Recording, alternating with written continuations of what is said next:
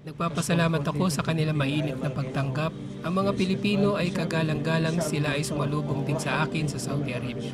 Wala kaming nakita kundi paggalang, pagiging sistematiko. Ang mga nangyaring ito ay tinatakwil sa lahat ng bansa, Muslim man o hindi Muslim. Ang Islam ay walang kinalaman sa terorismo. Nagpunta kami sa Pilipinas upang labanan ng radikalismo, terorismo at masasamang gawain. Dumating kami na buwabati ng sumainyo nawa ang kapayapaan at huwag kayong malungkot na nangangahulugan na maging masaya.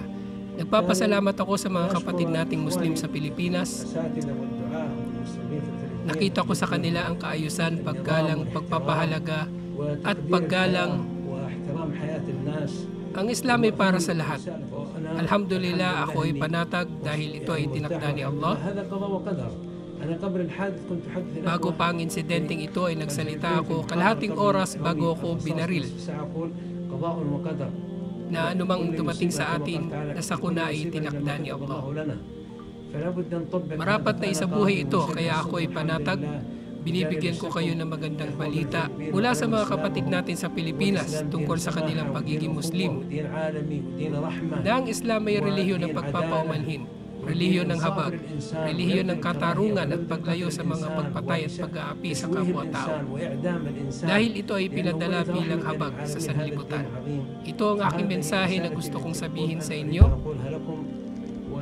Salamat sa inyo at iparating ninyo sa aking mga kapatid sa Pilipinas ang salam. Salamat. Hinihiling ko na bigyan ninyo ng ilang minuto ang pagbasa sa aking aklat sa mensahe ng kainaman ng relihiyong ito tungkol sa katarungan at karapatang pantao, pagkakapantay-pantay at kalayaan. Pakibasa ninyo ang aking aklat, The Don't Be Sad. Salamat sa inyo. Oo, gusto kong bumalik sa Pilipinas at hindi ako natatakot. Dahil kung tinakda ni Allah ang kamatayan kahit dito mismo sa higaan ay mamamatay ako. Tunay na ang kamatayan na inyong tinatakasan ay makakatagpo ninyo. Ang tao ay hindi makakatakas sa kamatayan, ito ay nakatala na para sa kanya. Ako ay magbabalik sa aking mga kapatid dahil nakita ko sa lumipas na mga sandali na naging mapait, subalit nakita ko sa mga Pilipino ang mainit na pagsalubong, mabuting pag-uugali, sistema at paggalang. Nakita ko ito sa ospital, nakita ko sa kanilang pangangalaga. Niragaluhan nila ako, sila at ang lahat ng tao na dumalaw sa akin.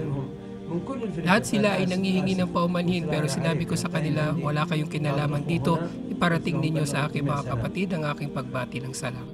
Para sa karagdagang impormasyon tungkol sa Islam, dalawin ang islamreligion.com at mensahetv.com.